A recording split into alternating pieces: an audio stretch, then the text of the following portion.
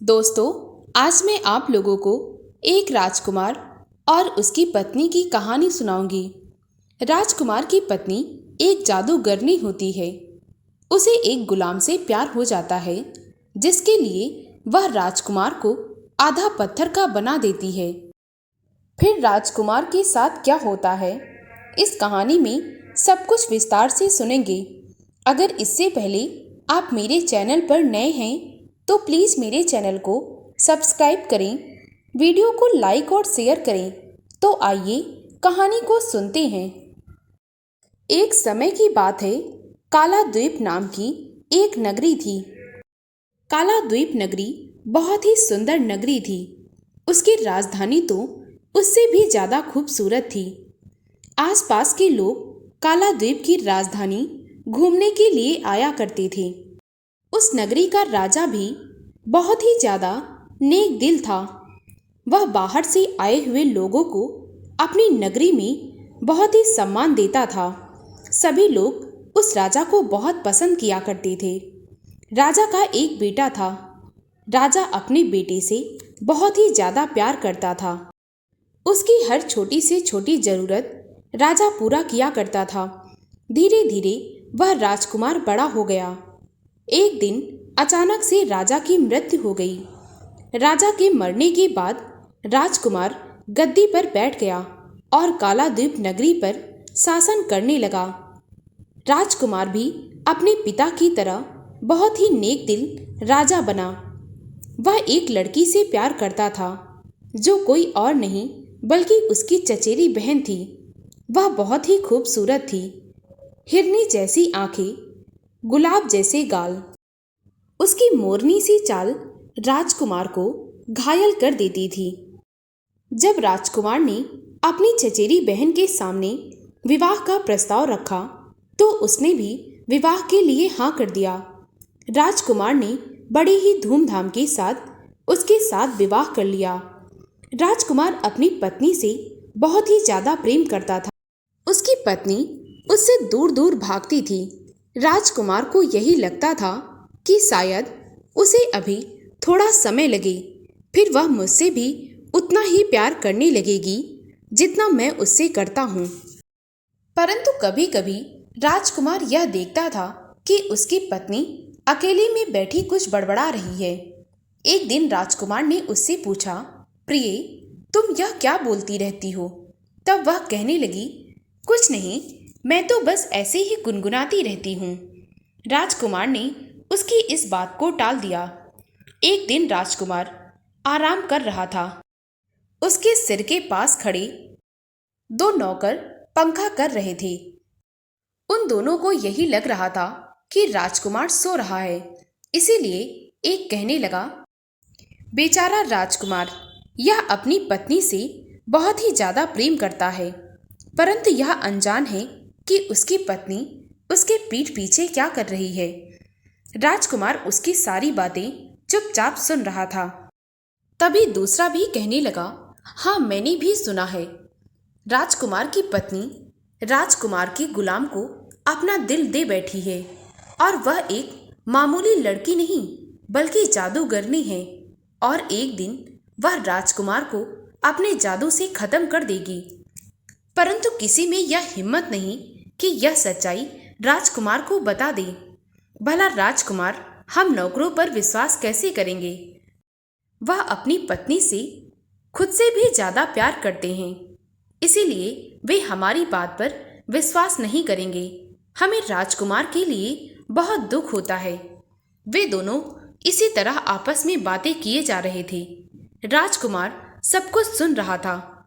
उसे विश्वास ना हो रहा था, परंतु वह यह सोचने लगा कि अगर ये दोनों ऐसी बातें कर रहे हैं तो इसके पीछे कोई ना कोई सच्चाई अवश्य छिपी है। मुझे इस बात का पता लगाना चाहिए। अगले दिन राजकुमार ने अपनी पत्नी पर नज़र रखना शुरू कर दिया। फिर एक दिन उसने अपनी पत्नी को रंगे हाथों गुलाम के साथ पकड़ लिया। यह देखते ही राजकुमार के पैरों के तले जमीन खिसक गई। उसे विश्वास ना हो रहा था कि वह जिस लड़की से इतना प्यार करता है वह उसके साथ ऐसा विश्वासघात कर रही है।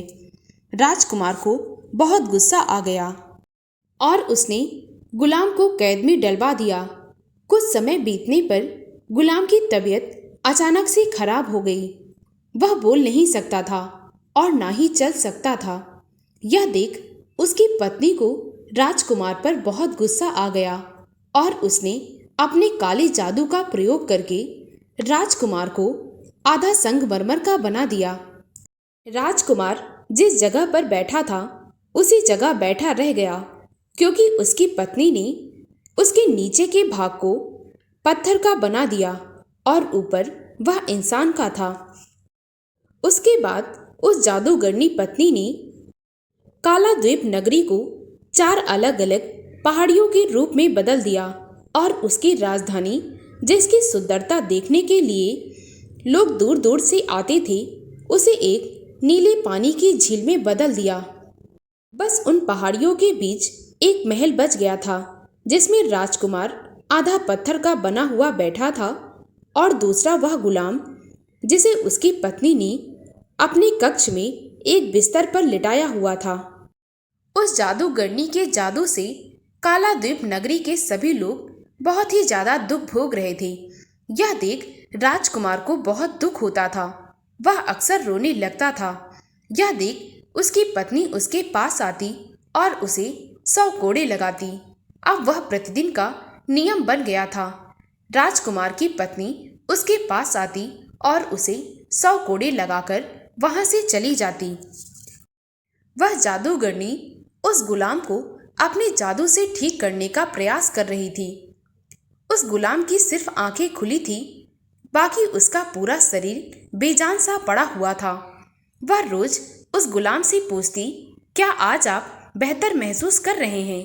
परंतु वह गुलाम कोई जवाब ना देता। यह प्रक्रिया सालों साल चलती रही। एक दिन एक सुल्तान कालाद्वीप नगर घूमने के लिए आया। जब उसने देखा कि कालाद्वीप नगरी का नामो निशान नहीं है, उसकी जगह पर 4 पहाड़ियां अलग अलग बनी हुई हैं और बीच में एक महल है। कालाद्वीप की राजधानी, जो कि बहुत सुंदर थी, वह एक झील में परिवर्तित हो गई है। यह देख सुल्तान को कुछ समझ न आया, परंतु वह इसके पीछे की सच्चाई जानने के लिए उस महल तक आ गया, जिसमें राजकुमार पत्थर का बना हुआ बैठा था। जब सुल्तान महल के बाहर पहुंचा तो उसे किसी के रोने की आवाज सुनाई दी। वह भागा भागा उस महल के अंदर गया। तभी उसने देखा कि वहां पर एक राजकुमार है, जिसका आधा शरीर पत्थर का है और आधा मनुष्य का। वह राजकुमार के पास जाता है और उससे कहने लगता है, तुम कौन हो और तुम्हारा यह हाल किसने किया है? राजकुमार उस सुल्तान से उसका परिचय पूछता है, फिर उसे अपनी सारी कहानी सुना देता है।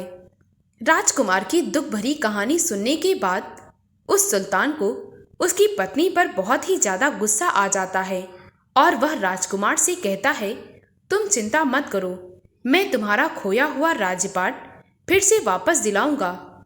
तुम्हारी प्रजा का दुख दूर करूंगा और तुम्हें पहले जैसा बना दूंगा। तभी राजकुमार कहने लगता है, सुल्तान, यह सब कुछ आसान नहीं है। मेरी पत्नी एक जादूगरनी है। तुम यहाँ से चले जाओ, वरना वह तुम्हारी हालत भी ऐसी ही कर देगी। सुल्तान राजकुमार से कहता है, मैं तुम्हें एक योजना बताता हूँ। हम अगर उस योजना के अनुरूप काम करेंगे तो हम अपने काम में सफल जरूर होंगे। राजकुमार के कान में सुल्तान ने एक योजना बताई। यह योजना राजकुमार को भी उचित लगी। अगले दिन वह सुल्तान उठा और शाही महल में चला गया, जहां पर वह गुलाम पड़ा हुआ था। सुल्तान ने देखा वहां पर राजकुमार की जादूगरनी पत्नी नहीं है।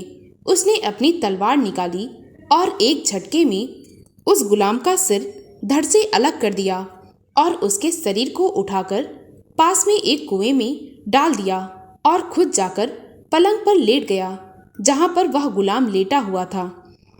पहले तो राजकुमार की जादूगरनी पत्नी राजकुमार के पास गई और उसने उसे 100 कोड़े मारे। उसके बाद वह गुलाम के पास आई जहाँ पर सुल्तान लेटा हुआ था। वह बिस्तर के पास गई और कहने लगी, क्या आज आप बेहतर हो मेरे प्यारे गुलाम? क्या मैं तुमसे बात कर सकती हूँ? तभी उस सुल्तान ने गुलाम की आवाज़ में कहा, मैं बोल सकता हूँ। आज तुम्हारे जादू ने एक चमत्कार कर दिया और मेरी आवाज़ वापस आ गई है, परंतु मैं आराम नहीं कर सकता क्योंकि तुम्हारा पति दिन भर रोता रहता है और विलाप करता है। तभी वह जादूगरनी कहने लगी, आज मैं बहुत खुश हूँ, तुम मुझसे बात कर सकते हो। अब कहो मुझे आगे क्या करना चाहिए? तभी वह गुलाम कहने लगा, तुम जाओ और अपने पति को उसके दुख से मुक्त कर दो ताकि वह मुझे परेशान ना कर पाए। उसकी आवाज़ मेरे कानों में चुभती है। राजकुमार की पत्नी तुरंत बाहर निकलकर एक कप में पानी ले गई और उसने कुछ मंत्र पढ़े। जिस प्रकार पानी आग पर उबलने लगता है, वह पानी उसके हाथों में उबलने लगा और उसने वह उबलता हुआ पानी राजकुमार के ऊपर डाल दिया। जैसे ही वह पानी राजकुमार पर पड़ा, वह पहले जैसा हो गया। उसके बाद राजकुमार से कहने लगी, तुम चुपचाप यहाँ से चले जाओ, वरना मैं तुम्हें जान से मार दूंगी। राजकुमार वहाँ से चला गया और चुपके बगीचे में छिप गया और वह सब देखने लगा कि सुल्तान आगे क्या करेगा। वह औरत फिर से भागी भागी उस गुलाम के पास गई और कहने लगी, मेरे प्यारे गुलाम, क्या अब तुम आराम कर सकते हो? तभी उस गुलाम ने कहा, नहीं, इस काला द्वीप नगरी की सारी प्रजा एक साथ मिलकर रोती है, जिसकी वजह से मैं आराम नहीं कर सकता। इसीलिए तुम जाओ और उन्हें ठीक कर दो ताकि मैं आराम से सो सकूं। राजकुमार की पत्नी भागी भागी उस झील के पास गई और उसने उस झील को पहले जैसा काला द्वीप की राजधानी बना दिया और जो काला द्वीप 4 पहाड़ियों में बदल गया था, फिर से एक काला द्वीप नगरी बन गई। वहाँ के लोग पहले जैसे रहने लगे। उसके बाद जब वह भागी भागी फिर से गुलाम के पास आई, उस समय सुल्तान एकदम चौकन्ना था और उसने अपनी तलवार निकाली और राजकुमार की पत्नी का सिर धड़ से अलग कर दिया। वह जब तक अपना जादू प्रयोग कर पाती, उसके प्राण उड़ गए थे। उसके बाद राजकुमार ने सुल्तान का बहुत बहुत धन्यवाद दिया क्योंकि सब कुछ खोया हुआ उसे वापस मिल गया था। सुल्तान कुछ दिनों तक राजकुमार के पास रुका रहा। फिर वह राजकुमार से कहने लगा, अब मुझे यहाँ से जाना चाहिए। तभी राजकुमार कहने लगा, मैं आपकी नगरी तक आपको छोड़ने चलूँगा क्योंकि आपने मेरे लिए बहुत किया है।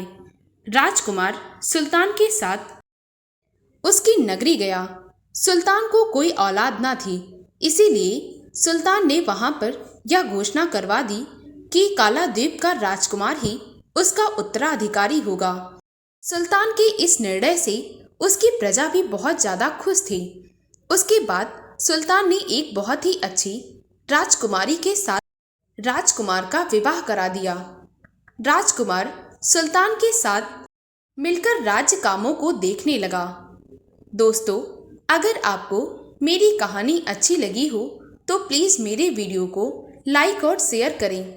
मुझे ज़्यादा से ज़्यादा सपोर्ट करें ताकि मैं आप लोगों के लिए और भी अच्छी अच्छी कहानियाँ ला सकूं।